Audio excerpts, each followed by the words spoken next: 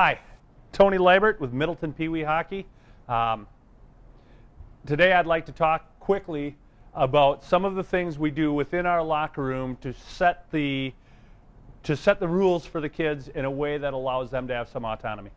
So we want them to take part in the rules decisions. So what we have is what we call non-negotiables in our locker room. Non-negotiables mean when we say rule number 1, what is it? All the kids should know it, they should be able to identify it, and when they're on the ice, if rule number 1's not being adhered to, they should be able to recognize it.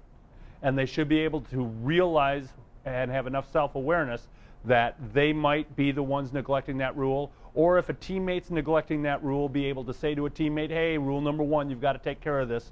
Or if the person can't take care of it and the teammate can't take care of it, then the coach gets to take care of it and say, hey, rule number 1 has to be adhered to. So when we went through our U12s this year and asked them what our non-negotiables should be, we did put up several ideas on the board, and the first one was fearless going after loose pucks. Going after loose pucks and winning 50-50s, there's a time in their life for diving in or holding back and waiting, and that's going to be based more on how their coaches want them to play or the teams around them play. But right now at the U12 level, I really want those kids aggressive and going after that puck, that loose puck hard. One of the things we ask the kids often in practice is to be fearless. So when we brought up being fearless and going after the loose puck, that was an easy number 1 for them to pick. We asked for a number 2. So in our first week of the season, we picked 2. And after our first week of the season, fearless and be ready. When your teammate has the puck, you have to be facing the play and ready. You shouldn't have your back to the hockey puck when your teammate has the puck. Even if you're skating away from them to support them, you still should be able to swivel your head and get your eyes on the puck. You don't want to take your eyes off that hockey puck. You want to be available at all times, and you're not if you're not in a position down in that athletic stance with that stick on the ground, and you're not when you don't have your eyes on the puck. So be fearless and be ready. Now we're about 5 weeks into our hockey season, and 5 weeks and 9 games into our season. This weekend we added for one more, or we asked for one more rule, one more non-negotiable. And the non-negotiable they chose was back all the way, or back checking all the way to the house.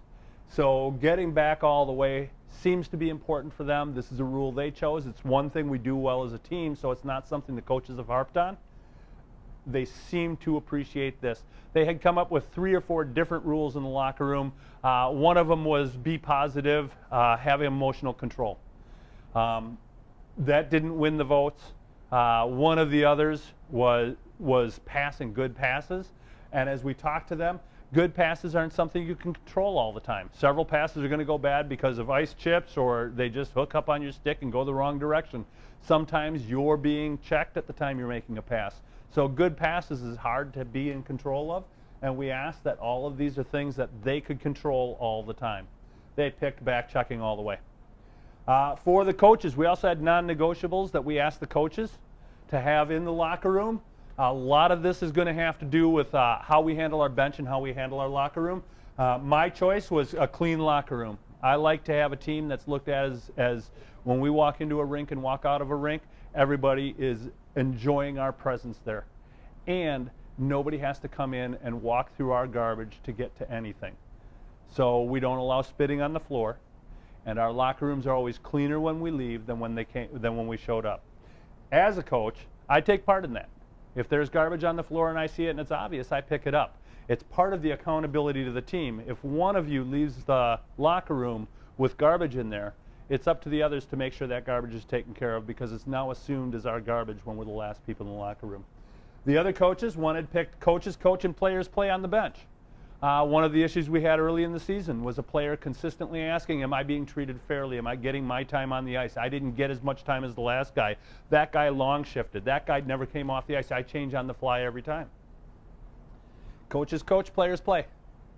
I don't think that's acceptable for a player to be questioning that on the bench at that level. I don't think it's acceptable or reasonable that a coach has to deal with that every shift on the bench at that level.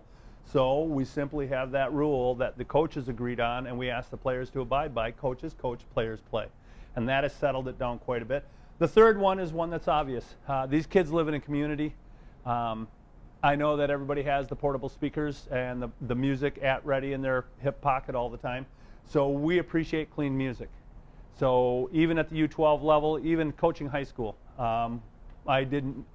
PG music, too many kids outside the locker room are paying attention to what these kids that walk out on the ice are doing.